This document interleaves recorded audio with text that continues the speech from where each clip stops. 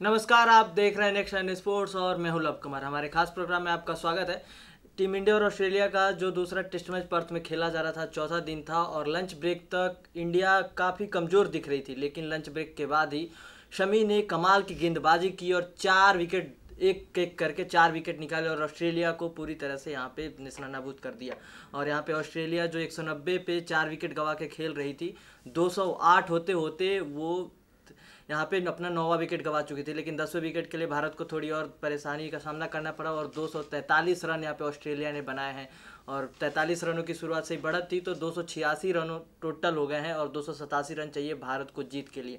और इसी को लेकर हम बात करेंगे। हमारे साथ अभिलाष जी हैं। सर, कैसे देख रहे हो? जब हम बात कर रहे थे लंच ब्रेक से पहले इसी प्रोग्राम में कि टीम इंडिया के लिए यहाँ पे मुश्किलें होंगी, और वैसा दिख भी रहा था उस समय की अगर हम बात करें, लेकिन उसके बाद 80 ओवर के बाद 80 शमी ने जो गेंदबाजी की और लगातार विकेट निकाले, पूरा मैच ही पलट के रख दिया। देखिए लव, सबसे बड़ी बात है कि मैंने आपसे पहले प्रोग्राम में भी कहा था कि अगर यहाँ पर हम पौने 300 के आसपास भी रहते हैं तो एक बार चांस है। लगभग 300 की लीड ले चुका ऑस्ट्रेलिया, 286 की लीड हुई है और 287 पर बुक किया है। लेकिन भारतीय खेमा बड़ा हैप्पी होगा क्योंकि आपने आखिरी 6 विकेटें उनकी करीब 53 रनों पर निकाल दी हैं और वो आखिरी में जो वो 43 रनों की साझेदारी जो हुई है, माफ की 34 रनों की जो साझेदारी हुई है, उस साझेदारी ने मैच को बहुत बड़ा घुमा कर रख दिया है। क्योंकि 207 पर आप 9 कर चुके थे, 250 की लीड थी, वो बेरेबल था। लेकिन 287 जो है ये बहुत मुश्किल है। हम ये नहीं कह सकते इम्पॉसिबल है, क्योंकि पर्थ का रिकॉर्ड आप देखें तो पर्थ में चौथी पारी में रन्स बनते हैं। इतना नहीं है कि आप 100-150 पे बुक हो जाएंगे। भारतीय टीम को अच्छी बल्लेबाजी करनी होगी। करीब 1.5 दिन का समय अभी बाकी है और इन 1.5 दिन में भारतीय टीम को अब यहाँ पर अच्छी बल्लेबाजी करनी पड़ेगी, क्योंकि अगर यहाँ पर ओपनर्स एक बार फिर अगर फ्लॉप हुए तो भारतीय टीम के लिए मैच में वापस आना बड़ा मुश्किल होगा। यहाँ पर भारत की भी यही कोशिश होगी कि कम से कम 80-85 रन बोर्ड पर लग जाए, ताकि एटलीस्ट 5वें दिन ज्यादा रन ना बचे। अगर हम ड्रॉ की ओर तो शायद लग नहीं रहा कि ये टेस्ट मैच जाएगा। यहाँ पर अच्छी बल्लेबाजी करनी पड़ेगी। लेकिन मैं तारीफ करना चाहता हूँ मोहम्मद शमी की।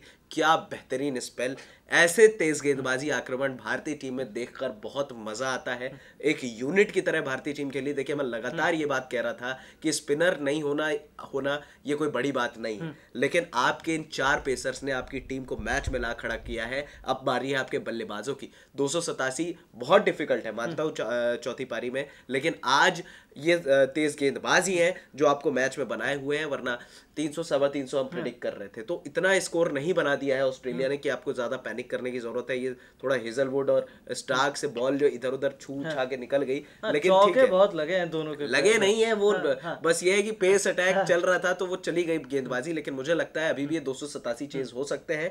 पर्थ की विकेट ये पहले की पर्थ विकेट नहीं है। और अगर 2008 का आप देखें, जब भारत जीता था तो वहां पर 413 रन भारत ने जो है टारगेट दिया था और 300 प्लस ऑस्ट्रेलिया ने स्कोर कर दिया था। हारा था ऑस्ट्रेलिया वो मैच। यहाँ पर 300 प्लस तो आपको करना ही नहीं, यहाँ पर आपको 287 करने हैं। आपको टुकड़ों में खेलना पड़ेगा कि इस सेशन में हमने इतने रन्स करने हैं, इस सेशन में हमको एक्सिलरेट करना है, क्योंकि एक बार अगर बल्लेबाज सेट हो गया तो फिर वो जमकर रन्स बनाएगा। अच्छा, मेरा एक मैं 283 रनों पे पहली पारी में इंडिया बुक हो गई थी। यहाँ पे आपको 4 रन एक्स्ट्रा ही बनाने अगर जीतना है तो कितना मुश्किल है, क्योंकि बल्लेबाजी को देखिए, गेंदबाजी 10 विकेट 20 विकेट निकाल देती है। पहले टेस्ट मैच में भी निकाला, दूसरे में भी निकाल के दिया।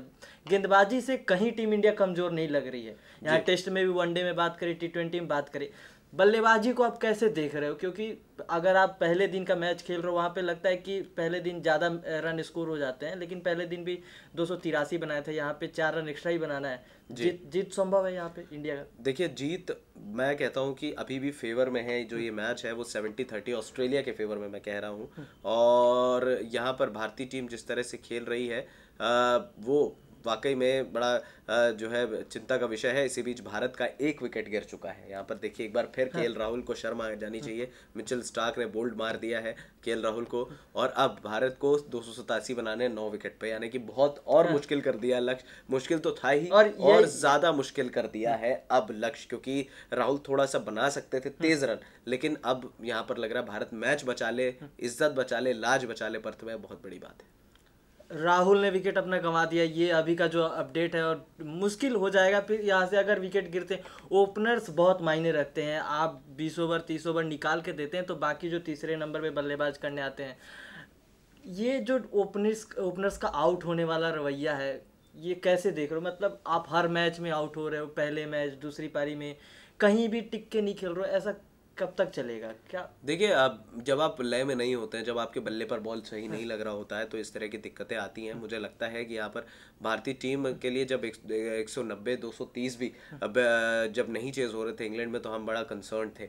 लेकिन वहाँ पर भी मैंने पहले भी प्रोग्राम में बोला था और मैं अभी भी कहूँगा कि आप जब इस तरह के टारगेट्स को चेज करते हैं तो आपको आपकी ओपनिंग पारी पर डिपेंड करना पड़ेगा। ओपन अगर आपको नहीं मिलेगा, अच्छा स्टार्ट नहीं मिलेगा, तो आप मैच में नहीं, पुजारा कितने रन्स कर देंगे या विराट कोहली कितने रन्स कर देंगे? आपको करना पड़ेगा, आपको मैच बनाना होगा, मैच को आगे लेकर जाना होगा। ये नहीं कि आप आए और हथियार डाल दिए, अब ये देखिए 5 पर 2 10 पर 2 आप ऐसे करते चले जाएंगे। और तो शुरुआत में ही बिना रन बनाए विकेट गंवाना, 0 रन है अभी टीम इंडिया को, और पहला ही विकेट पहले ही ओवर में मिचेल स्टार्क जो अपनी पीक पर नहीं चल रहे हैं, उनको अगर आप विकेट देंगे तो मिचेल स्टार्क और ज्यादा खतरनाक होने वाले हैं। क्योंकि देखिए, सोचने की बात है लव, कि अगर हमारा तेज गेंदबाजी अटैक अगर विकेट निकाल सकता है, तो ऑस्ट्रेलिया का भी विकेट निकाल सकता है। हमारे पास थोड़ा सा स्किल के मामले में थोड़ा ज्यादा अच्छे बल्लेबाज हैं। उस्मान ख्वाजा देखिए, उनके स्किल्ड थे, तो उन्होंने खेला 72 रनों की जो अच्छी पारी खेली। यहाँ पर हमारे पास चिंता का विषय ये है कि अगर हम मैच को बनाकर चलें तो ही हम ये मैच जीत पाएंगे। क्योंकि देखिए, पहला विकेट तो आपने गिरा ही दिया है।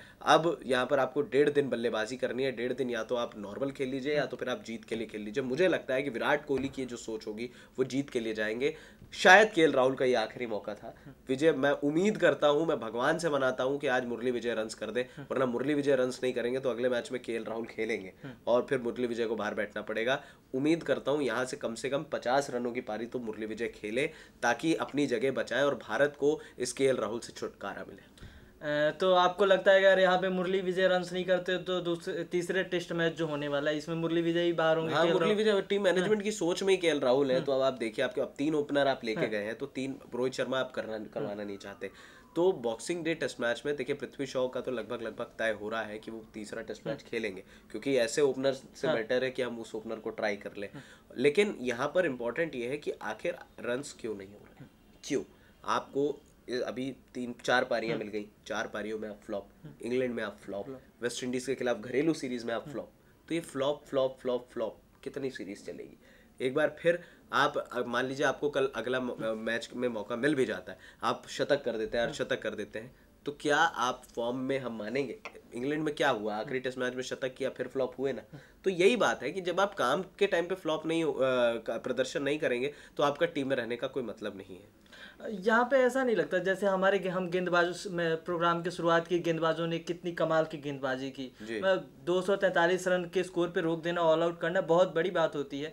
और यहाँ पे बैटिंग इतनी कमज़ोर है कि हम प्रोग्राम के बीच में ये बात करने लगे कि टीम इंडिया का वही कंसर्न है कि आप ओपनर्स अच्छी बल्लेबाजी नहीं कर रहे हैं। यहाँ पे पुजारा से आप कितनी उम्मीद कर रहे हैं? पुजारा ने पहले टेस्ट मैच में भी कमाल की बल्लेबाजी की, पहली पारी में भी अच्छी साझेदारी की विराट के साथ। यहाँ पे दबाव तो बनेगा, क्योंकि पहला ही विकेट मान के वो ओपनिंग ही कर रहे हैं पुजारा एक तरह से, कि यहाँ पे केएल राहुल तो आए और गए, 4 गेंदें खेली और आउट हो गए। देखिए, अब यहाँ पर सोचने की बात है। मैं तो कहता हूँ कि अब टीम मैनेजमेंट को लताड़ कर भगाना चाहिए, केएल राहुल को अब भगा देना चाहिए। देखिए, अब मैं मतलब इससे खराब, इससे वर्स्ट क्रिकेट नहीं हो सकती और इससे वाहियात क्रिकेट नहीं हो सकती जो केएल राहुल खेल रहे हैं। ऐसा लग रहा है कि उनको आता ही नहीं है यार। आप इससे बढ़िया हमारे उमेश यादव से ओपनिंग करा दो, अगर मैं सही बता रहा हूँ आपको, कुछ देर अगर ओपनर्स को टिकाना है तो। ये बड़ा शर्म की बात है कि केएल राहुल इस तरह से आउट होकर जा रहे हैं। मैं उम्मीद करता हूं कि मुरली विजय यहाँ पर रन्स करें। मुरली विजय रन्स नहीं करेंगे तो फिर केएल राहुल को झेलना पड़ेगा। फिर आप यही मान के चलो, फिर आप 9 विकेट के साथ खेल रहे हो। तो यहाँ पर चेतेश्वर पुजारा जो अभी रोल निभा रहे हैं, वो निभा रहे हैं 2003-2004 में जो राहुल द्रविड़ ने निभाया था। राहुल द्रविड़ एक तरफा उस सीरीज को जो है डिफरेंस ले गए थे, एक से जो सीरीज जो बराबर हुई थी। यहाँ पर चेतेश्वर पुजारा के पास मौका है, अच्छी फॉर्म में है, अच्छी लय में है। उस फॉर्म का फायदा उठाएं, उस लय का फायदा उठाएं और हम दुनिया को दिखाइए कि आप 287 एक ग्रीन विकेट पर चेस कर सकते हैं। जो इम्पॉसिबल है उसको पॉसिबल करने में जो मजा है वो किसी चीज में नहीं है। हालांकि मैं अभी भी कहूंगा कि 70% मैच ऑस्ट्रेलिया ऑस्ट्रेलिया के हाथ में, उनको जो रन बनाने थे वो सुबह उन्होंने बना दिए थे लंच तक।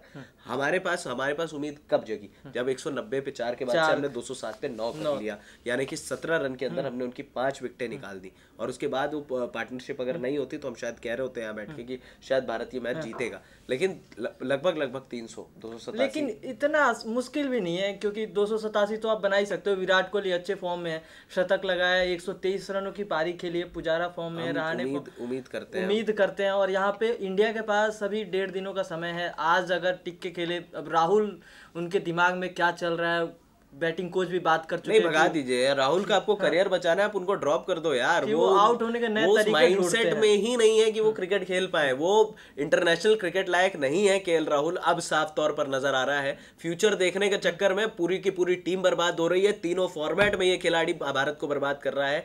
अब मेरे ख्याल में इनको हटा दो। अब वही है कि यहाँ पे टीम मैनेजमेंट को सोचना पड़ेगा, और ये मैच जीत सकता है टीम इंडिया अगर दिखाए, वो कैपेसिटी है इंडिया के पास। अगर वो बल्लेबाजी करे, अच्छे से बल्लेबाजी करे, रुक के खेलना पड़ेगा। यहाँ पे आपके पास 1.5 दिन का मौका है, और इस मौके का फायदा उठाइए। आपके गेंदबाजों ने अपना काम कर दिया है और बखूबी अच्छे से किया है। अब बल्लेबाजी, जितनी अच्छी बल्लेबाजी होगी, और 5-6 बल्लेबाज हैं इसके बाद, राहुल के आउट होने के बाद, और 6 बल्लेबाज अगर यहाँ अपना काम करते हैं तो टीम इंडिया पर्थ का भी ये मैच जीतेगी, और ये रिकॉर्ड बन जाएगा कि लगातार 2 मैच जीता ऑस्ट्रेलिया के खिलाफ।